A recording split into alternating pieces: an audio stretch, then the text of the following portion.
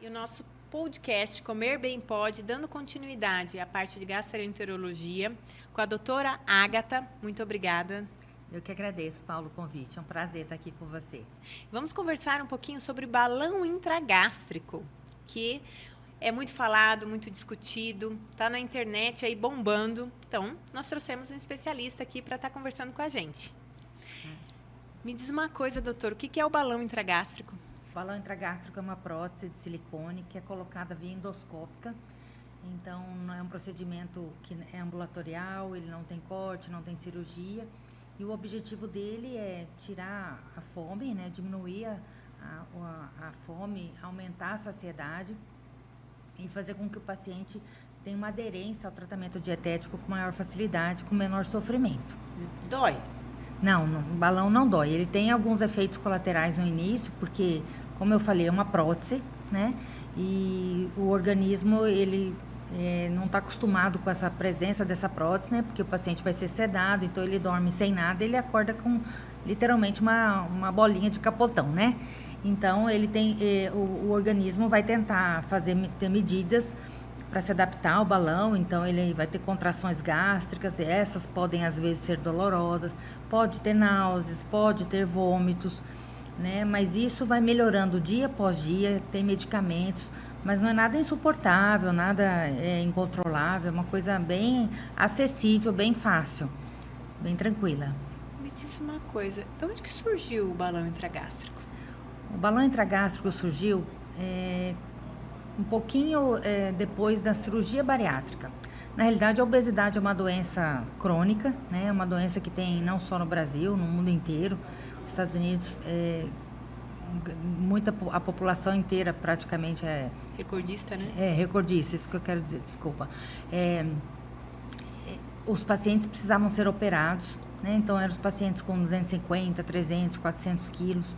É semelhante a um programa de TV que todos já devem conhecer, que passa nos canais fechados.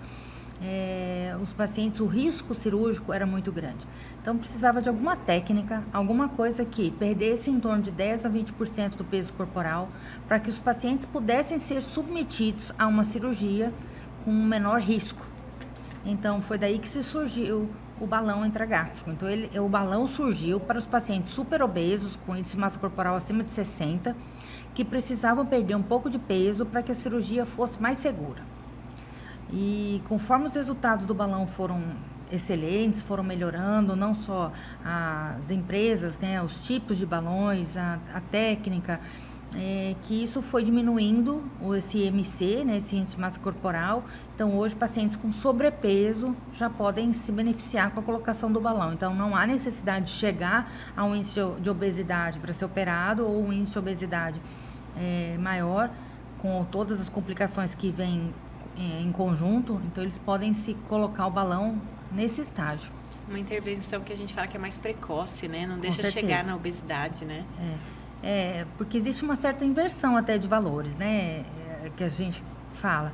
Porque às vezes o paciente fala assim, tem índice de massa corporal, por exemplo, de 38, o índice de massa corporal para cirurgia é de 40, sem comorbidades. Então você fala, então isso é fácil, eu vou engordar. E não é por aí, na realidade ele está se autodestruindo, está se prejudicando. É a mesma coisa que fosse uma cirurgia cardíaca. Se tivesse uma técnica que fosse cirúrgica, né? Uma cirurgia de peito aberto para poder fazer esse tratamento, ou um outro tratamento que fosse antes da cirurgia, todo mundo ia querer esse tratamento antes da cirurgia, né? E não ser submetido diretamente à cirurgia. Então, a cirurgia é um ato invasivo.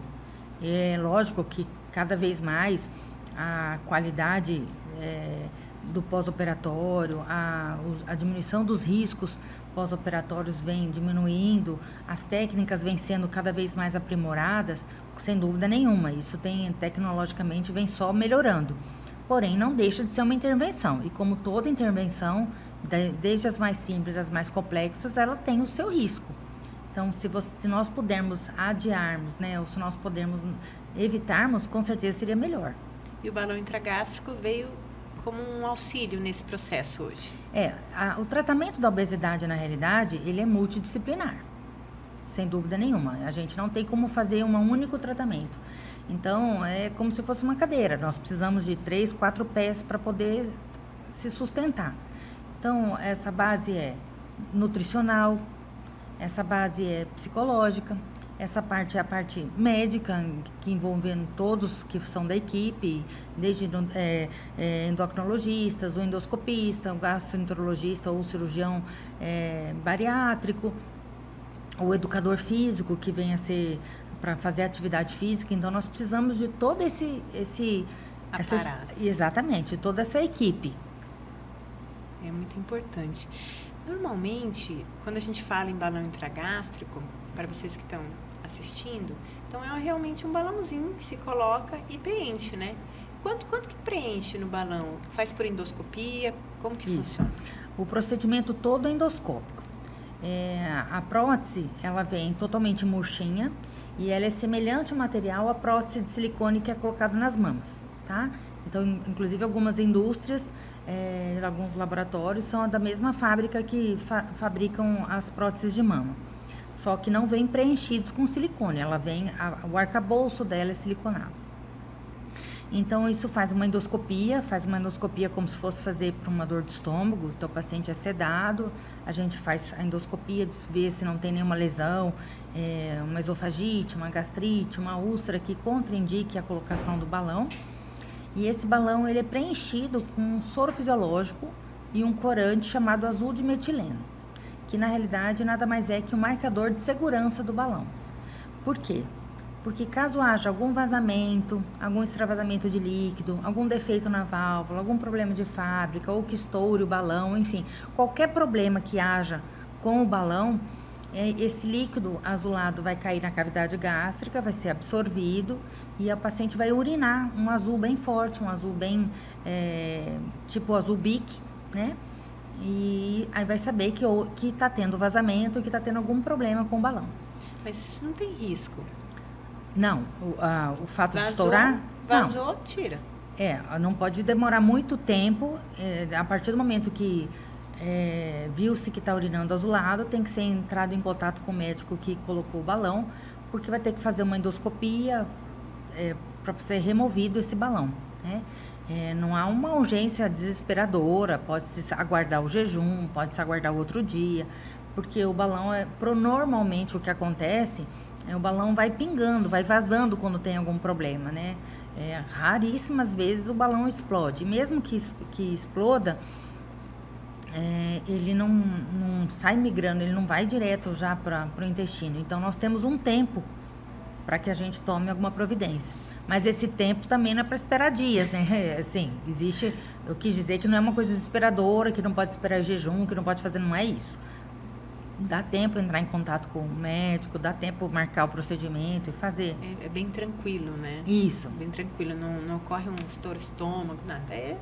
Coloca ali dentro do estômago e fica. E aquilo é um auxílio no processo de emagrecimento, né? Quais são os tipos de balão que hoje a gente tem? Bom, a gente tem os balões de 6 meses, em termos de permanência, ou de 1 ano. E temos os balões ajustáveis e não ajustáveis. E mais recentemente, está tendo muito tititi, né?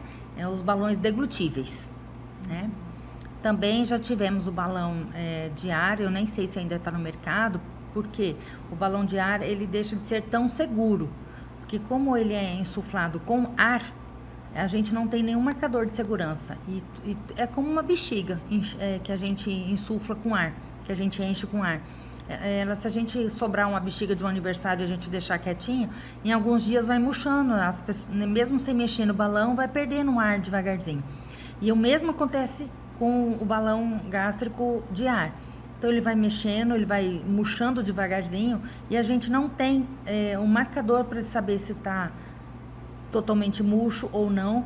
E aí sim é que pode correr o risco de ter complicação, porque ele pode murchar completamente e migrar. Então, todas as vezes ficar fazendo endoscopia para avaliar se o balão está íntegro ou não, fica uma coisa inviável. Não é tão seguro, né? Aí os balões não ajustáveis são balões, desses dois que eu vou falar, são todos siliconados, que nós preenchemos com soro fisiológico azul de metileno, que eu disse. E os não ajustáveis é que o volume que nós insuflarmos, então se nós enchermos com 400, 500, 600 ml, é esse volume que vai ficar até o final do tratamento. Seja 6 meses ou 1 ano, é esse tamanho que ele vai ficar. Já o ajustável, ele possui uma conexão, ele possui o balão, ele tem uma válvulazinha.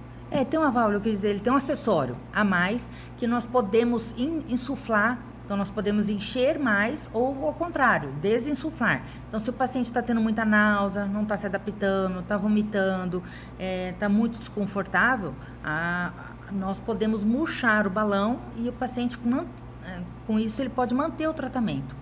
Já com o não ajustável, por exemplo, num caso desse que ele não tolera, ele quer tirar o balão, ele perde o balão, porque o volume que nós colocamos é o que nós vamos retirar. Então, o ajustável, ele tem a chance de nós trabalharmos esse volume no decorrer deste período. Os ajustáveis, eles já são de 1 ano. Se o paciente perder peso em menos tempo, ou quiser tirar antes do tempo por qualquer motivo, então ele tem essa flexibilidade. E nós temos os balões deglutíveis, que são os balões que são colocados sem endoscopia. Então, é tipo uma cápsula que o paciente engole, é acompanhado por raio-x. E esse volume que é colocado nesse balão é monitorado através dessa radioscopia. E é do mesmo jeito que ele não precisa da endoscopia para ser colocado, ele também não precisa da endoscopia para ser removido, porque ele vai se dissolvendo, né? Quando dá o tempo dele, que é em torno de 4, 6 meses, ele vai se desintegrando e ele acaba sendo eliminado. Na prática, assim, que eu tenho de consultório, eu gosto mais do azul de metileno, eu, nutricionista, né? Porque eu acho que a gente tem uma melhor visibilidade, o paciente também, mas é uma opinião minha, né? Mas acho muito legal. E a gente observa também, na relação dos procedimentos de balão intragástrico, que é hoje muito utilizado com IMC de sobrepeso e para o pessoal que tem opções também para fertilidade, né? Que não consegue engravidar, precisa baixar esse peso, que a gente observa que tem tido bastante resultado, né? Sim. Na realidade, a indicação continua sendo a obesidade. É que a obesidade para essas pacientes está interferindo na sua fertilidade. Né? Então, a obesidade é um fator que está intimamente relacionado com a infertilidade. Então,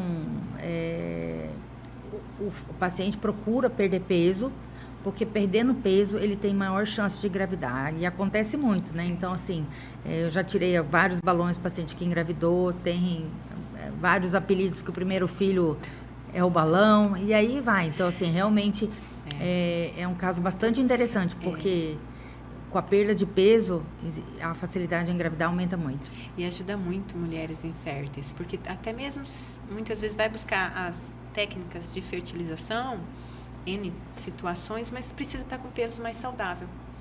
Um peso menor, onde para você propiciar o processo de evolução, e que muitas vezes eu observo na prática clínica que coloca um balão intragástrico, emagrece os 10% e engravida, já tem um investimento da fertilização menor. Porque todos os processos são investimentos, né, para a saúde da gente. Quando a gente fala em custo, hoje o balão intragástrico, ele é colocado no SUS, os planos de saúde estão permitidos? Não, ainda o balão intragástrico não é ainda da cobertura pelos convênios, porque ele não tem o código da ANS. Então, uma vez que ele não é codificado, os convênios não são obrigados a pagar um procedimento que não é codificado.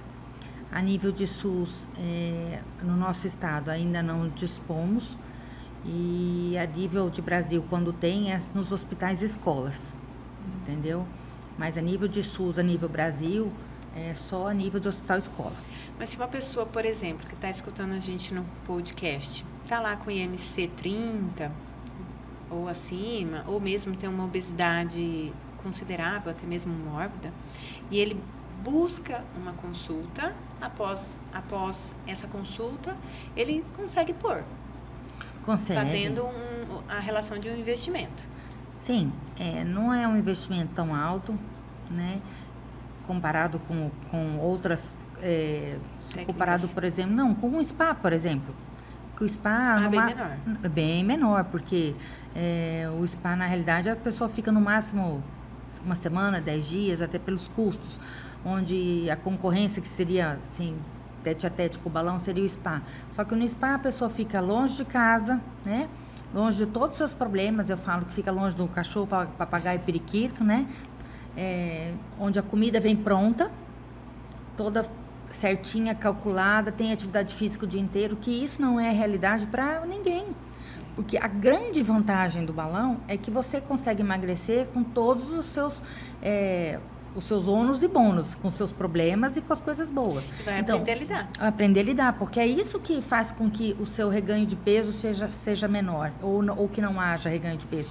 Porque você, na realidade, é um trabalho para reeducação alimentar. Para correção de né? tudo isso. Então, o que acontece? Você, nesse 1 ano, você vai ter, ou 6 meses, seja lá o período, você vai ter aniversários para ir, você vai ter casamentos para ir, ou jantares, ou inaugurações. Vai ter que aprender. Vai ter que aprender. Então, você vai ter almoços em família, você vai ter todas as convivências onde você vai aprender a lidar e aprender a controlar as suas porções. Né? Porque não existe milagre. Onde fica o volume, né? Isso. Como que é o acompanhamento que é feito? Bom, comigo, assim, faz os acompanhamentos, coloco o balão, eu fico acompanhando no início quinzenalmente, depois mensalmente, ou sempre que for necessário. O certo, o correto é ter um acompanhamento nutricional e, eventualmente, o psicológico, né? Porque, como eu falei da cadeira, daquele tripé, precisa desse acompanhamento. Porque a gente acaba buscando na comida uma carência que a gente tem. A gente busca... E tudo onde a gente vai é comida, né? Se for na casa de uma amiga, ninguém te oferecer nada, você fala assim, ixi, Maria, não acho que eu não queria que eu viesse aqui. Então, é bem... É que assim, a coisa emocional está muito ligada à alimentação. Você vai comemorar qualquer coisa, tem uma comida envolvida. A parte afetiva também, Exato. Então, assim, está muito relacionado ao alimento. Então, a gente tinha que desmembrar isso, ou ficar de uma forma mais fácil, ou que não ficasse tão intimamente relacionado o alimento nessa situação, né? Nossa, é tão difícil, né? É muito. É muito difícil, porque se a gente... O filho foi lá, tirou nota boa. Não, vamos fazer alguma coisa. Aniversário de qualquer pessoa da convivência. Vamos fazer alguma coisa. Então... No ambiente de trabalho, vamos fazer uma surpresinha. A surpresinha sempre vai ter um salgadinho, um bolo. Né?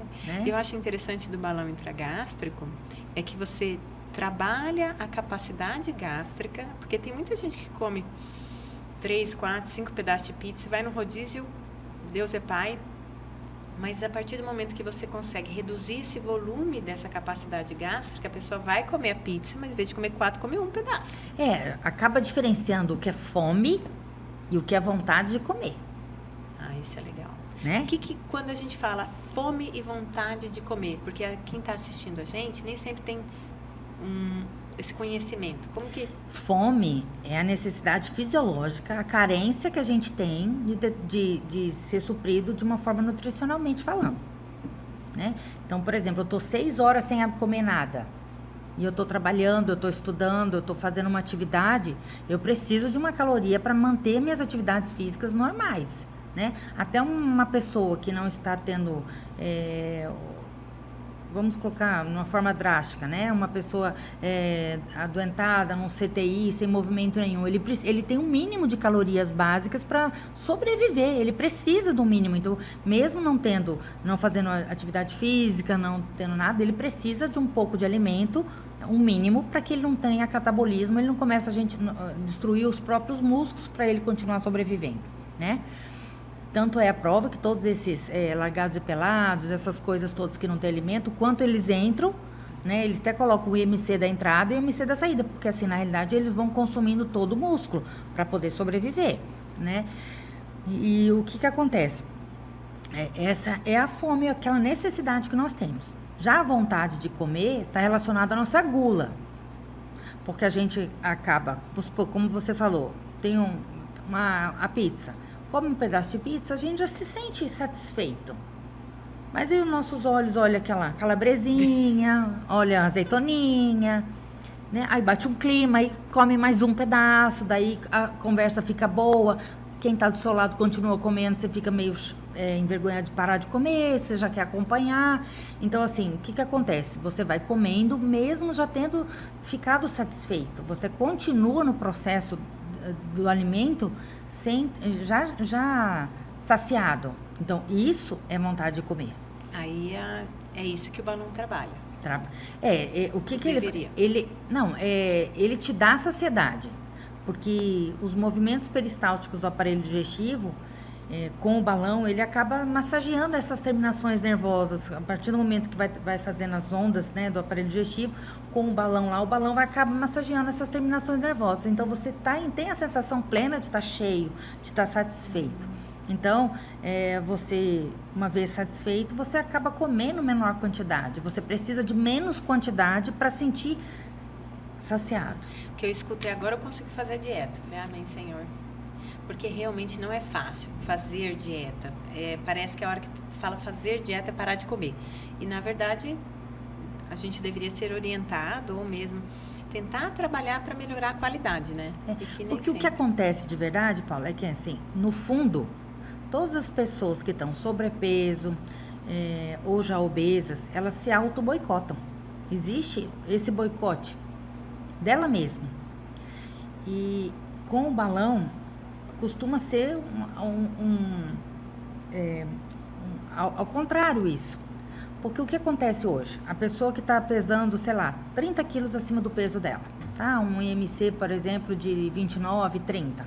Já está do sobrepeso para obesidade ou uma obesidade leve. Ela vai lá e comer um brigadeiro. Ah, acho que eu posso comer mais um brigadeiro. O dia hoje foi difícil, estou cansada. E o que é um brigadeiro? Eu já estou 30 quilos acima do meu peso, 20. Você acha que vai mudar um brigadeiro? Ela vai lá e come. Aí ela come mais 5 brigadeiros. Porque os 5 brigadeiros para ela já está tão acima, tão fora. Já perdeu roupa, já perdeu autoestima, já perdeu tanta coisa que aquilo lá. Então ela chuta o balde, ela come aqueles 5. Pode ser os 5 brigadeiros, 5 esfirras, 5 pedaços de pizza, já lá o exemplo que nós formos. E com balão não, assim, ela coloca o balão, primeiro que já assim, não. Ela já viu que ela já emagreceu, porque a primeira semana é um grande impacto, né, porque é dieta líquida, já perde bastante peso, a pessoa já se vê diferente. Quem não está acostumado ou não sabe que colocou o balão, o que foi? Nossa, já aconteceu com você? Ela, não vou comer agora que eu estou perdendo peso. Ela começa a ter essa...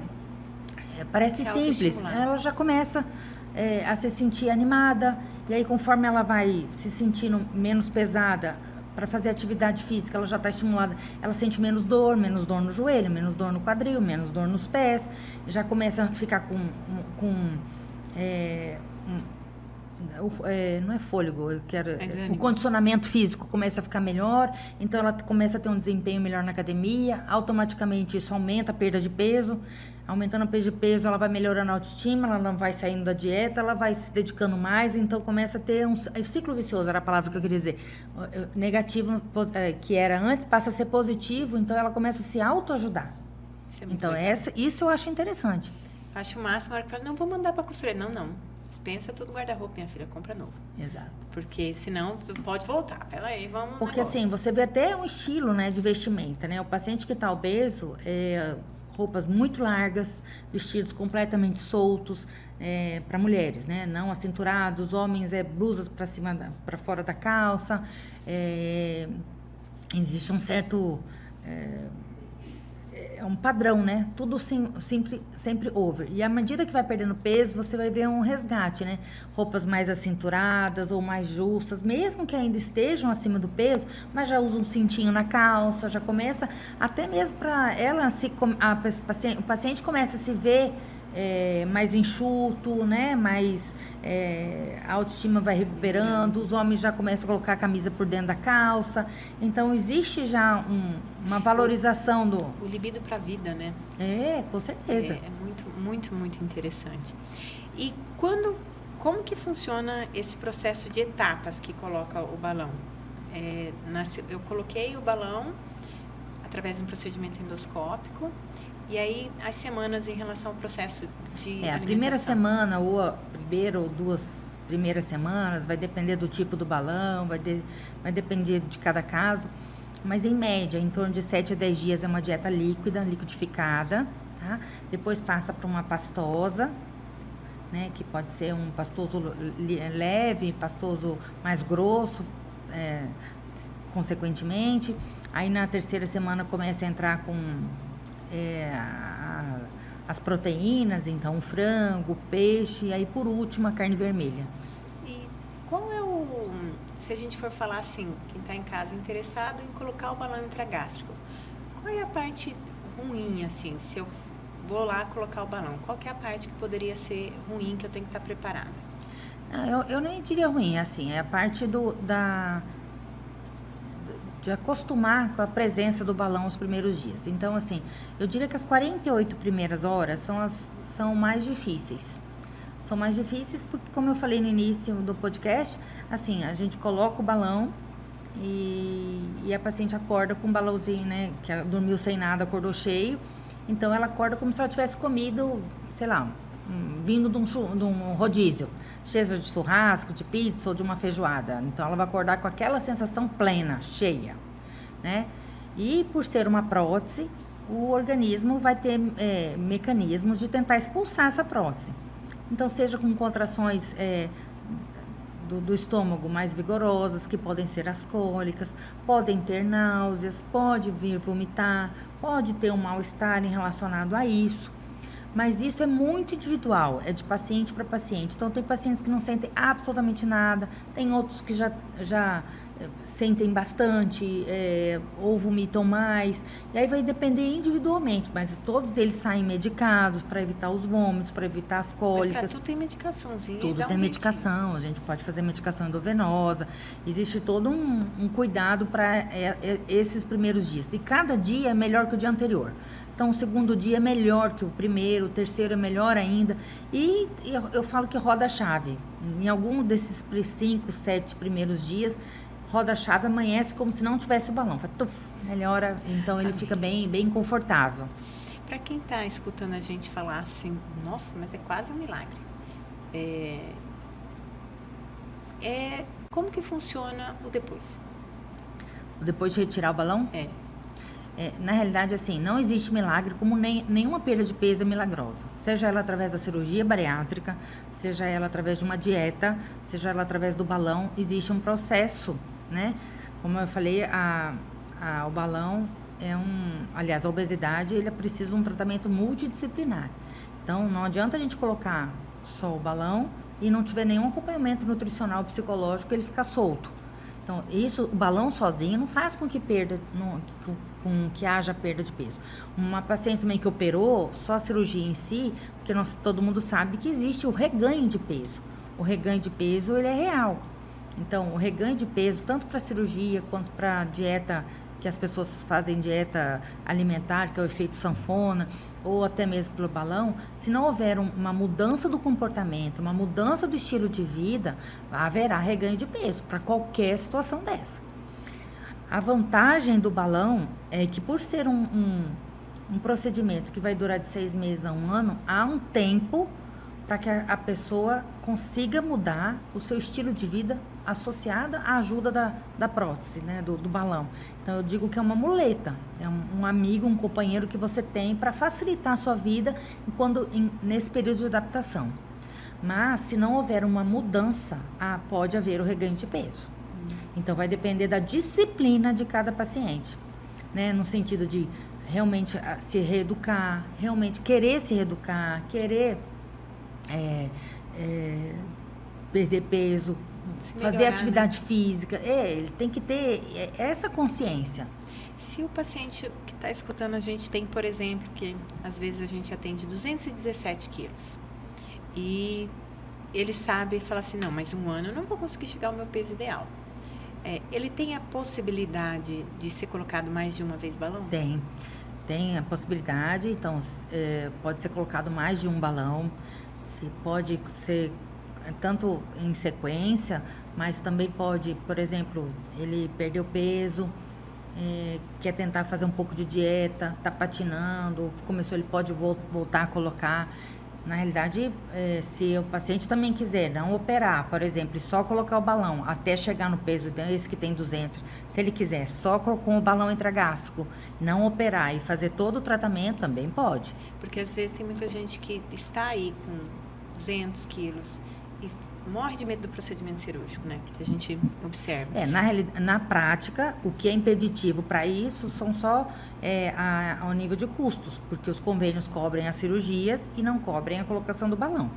Mas quem tem esse medo, quem tem essa facilidade, ou que a questão financeira não seja um fator impeditivo, nada impeça, com certeza. A pessoa pode fazer. Sim, com certeza. Então, quem estiver aí, estiver pensando, porque a gente observa muito o medo, né?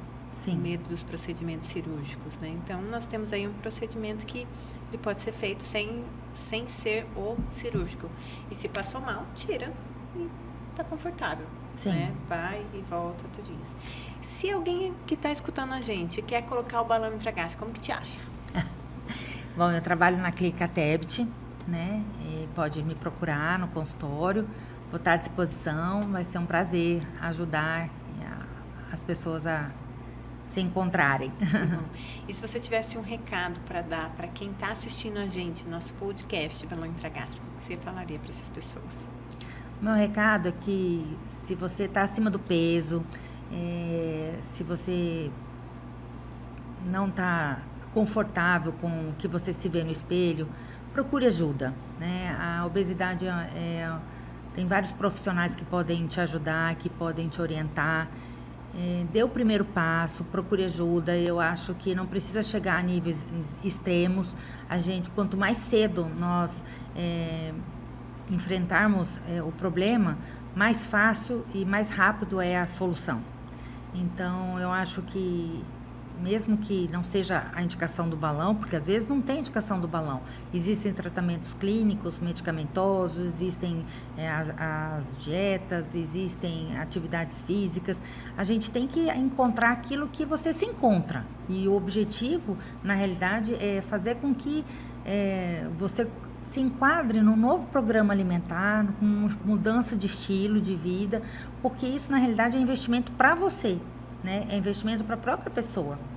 Porque a gente gasta dinheiro com tantas outras coisas, às vezes bobeiras, né? Gasta mulheres, às vezes, com cabelo, unhas, cílios, roupas, acessórios. E, às vezes, ela está toda infeliz. Então, se ela tirasse tudo isso que ela gastasse e concentrasse, talvez fosse. E, às vezes, o homem é da mesma maneira. Às vezes, gasta tomando mais cerveja do que deveria, saindo mais vezes, enfim. Então, é uma questão de cuidar na valorização pessoal, né? Investir em você mesmo, porque você vale a pena. Verdade. Gente, amei o nosso podcast Balão Intragástrico. Espero vocês no nosso próximo podcast, que nós vamos fazer uma série conversando sobre a parte de gastroenterologia, para que vocês possam melhorar a qualidade de vida. Até mais!